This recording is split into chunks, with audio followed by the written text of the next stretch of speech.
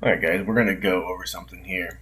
And it's going to be when Jesus went before Herod, when he was getting ready to get crucified. And we're going to lay out the framework of how everybody had spoken um, all at once, saying, "Away with this man, and release unto us the thief," because Barabbas was a thief. Okay, he said, "Release."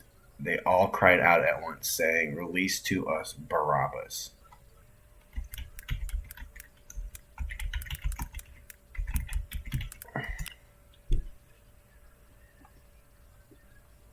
No, Barabbas was a robber. John 18:40.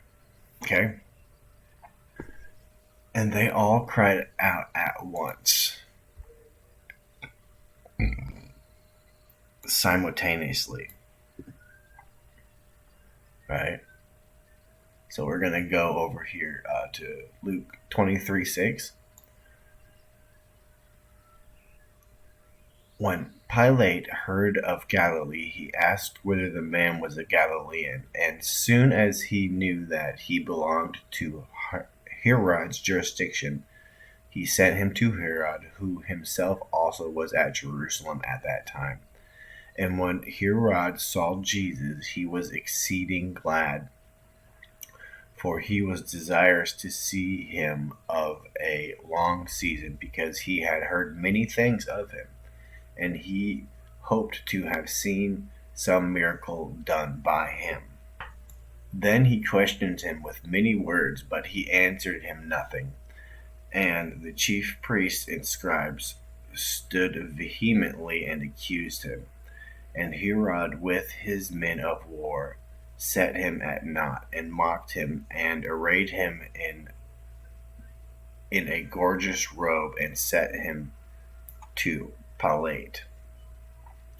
At the same day Pilate and Herod were made friends together, for before they were at enmity between themselves. And Pilate, when he had called together the chief priests and the rulers and the people, said unto them, Ye have brought this man unto me as one that perverteth the people. So Jesus was brought Jesus was brought to Pilate and Herod, and they pushed him back and forth to each other. And Pilate ends up explaining that he called the people together and said, "You have brought this man to me as one that perverts the people." Okay? So, perverting meaning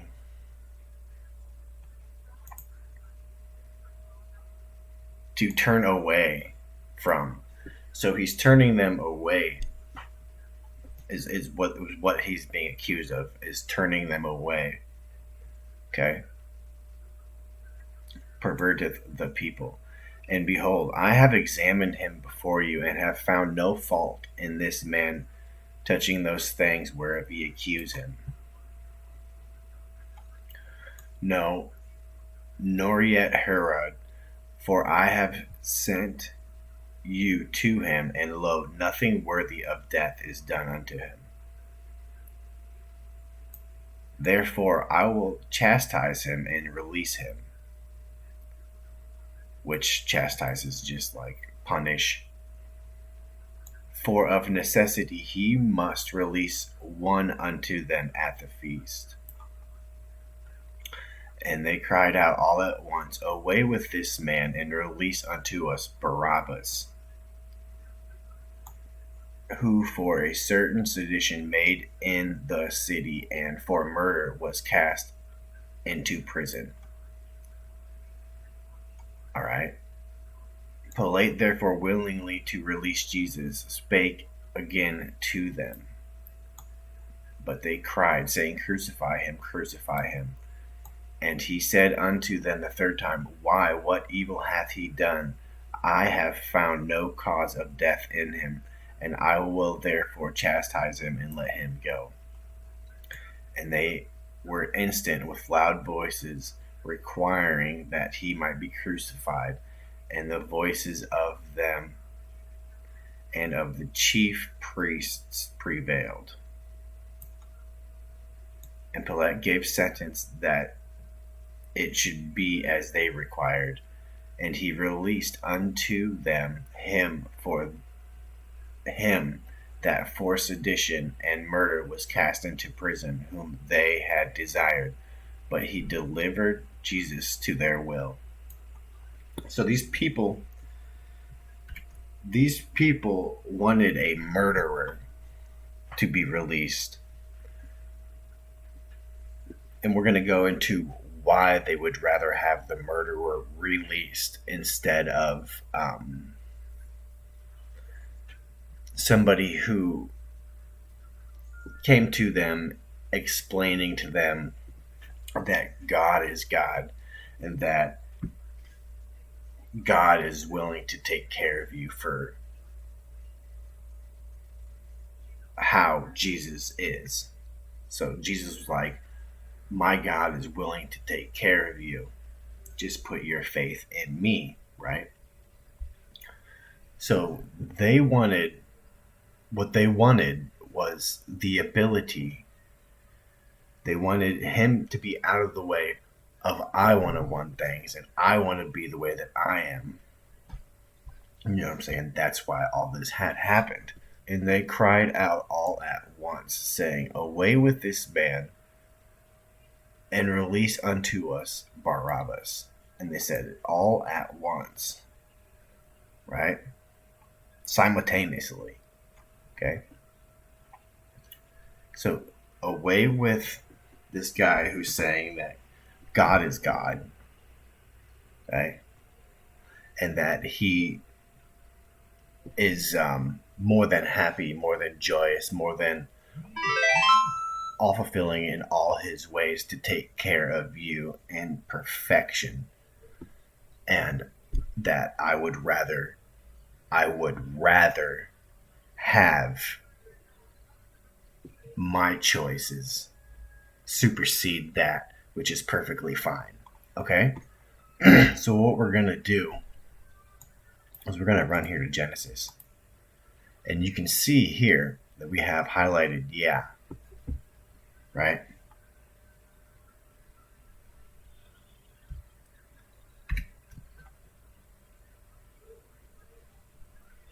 You can see here that we have highlighted yeah. This is the first word that Satan had spoken to Eve. And the word here is rather than. So he had seeded all of humanity. The serpent seeded all of humanity through Eve.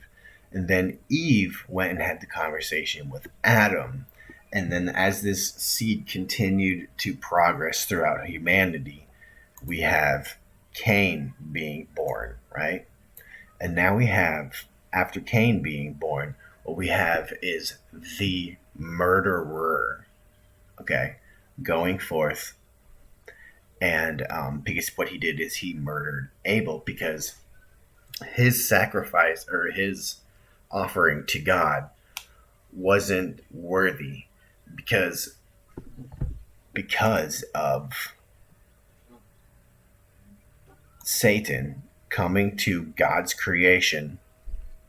This is how Cain is. Because of Satan coming to God's creation and saying, furthermore,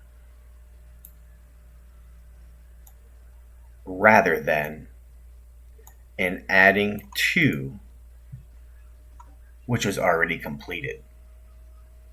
He added a new item to an existing collection of books that was already perfect in his way of standing things up. So what happened is murder came technically all at once unto everybody. They released murder. Satan released murder into all the people who would rather have their way inside of, right?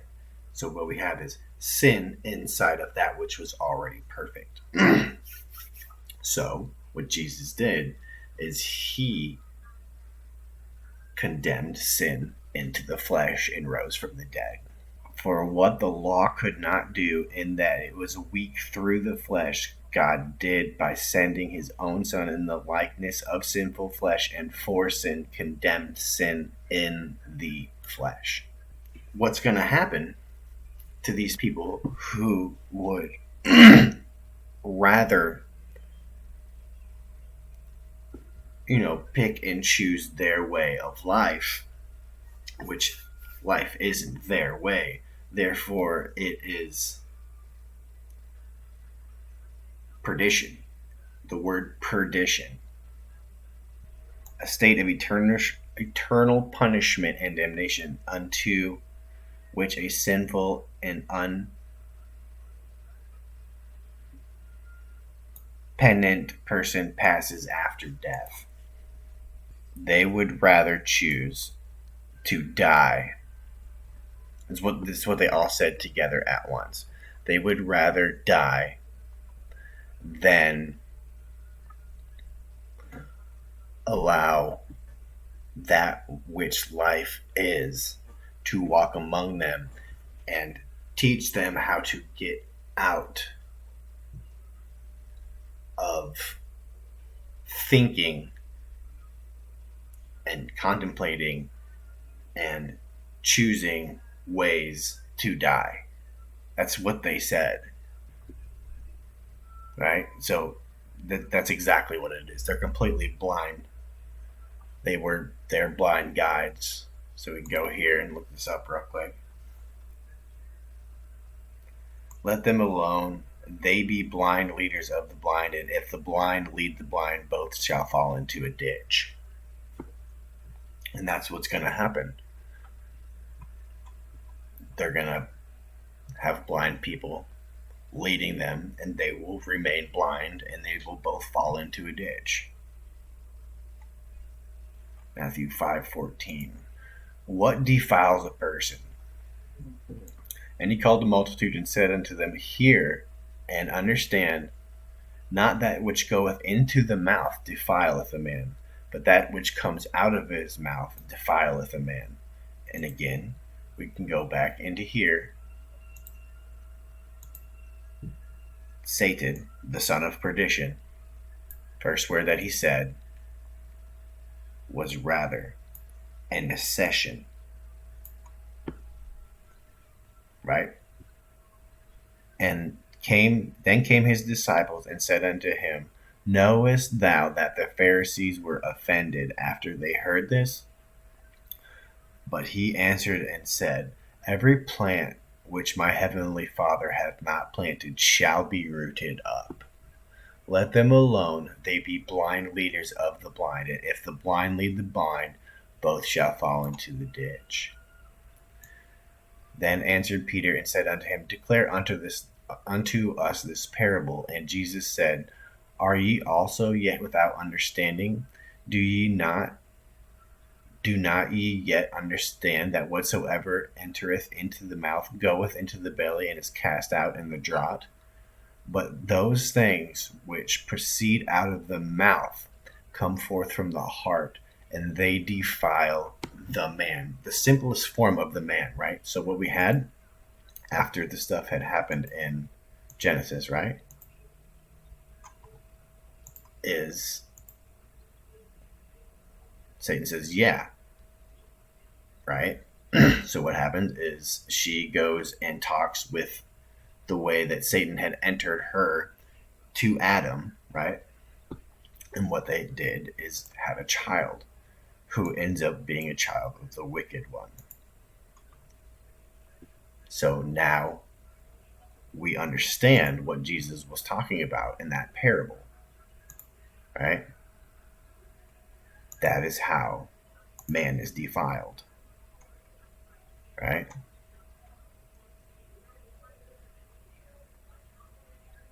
But those things which proceed out of the mouth come forth from the heart. Right?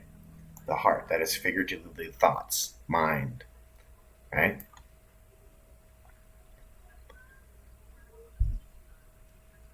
For out of the heart proceedeth evil thoughts, murders, adulteries, fornications, thefts, false witnesses, and blasphemies.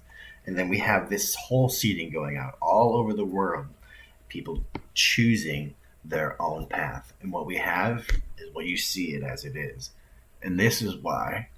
But the day of the Lord will come as a thief in the night, in which the heavens shall pass away with a great noise, and the elements shall melt with fervent heat, and the earth also, and the works that are therein shall be burnt up.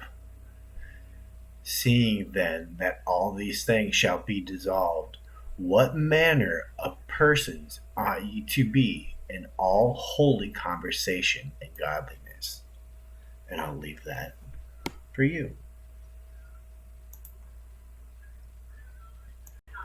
Let us keep our eyes fixed on Jesus as the pioneer and perfecter of faith. For the joy set before him, he endured the cross, scorning its shame, and sat down at the right hand of the throne of God.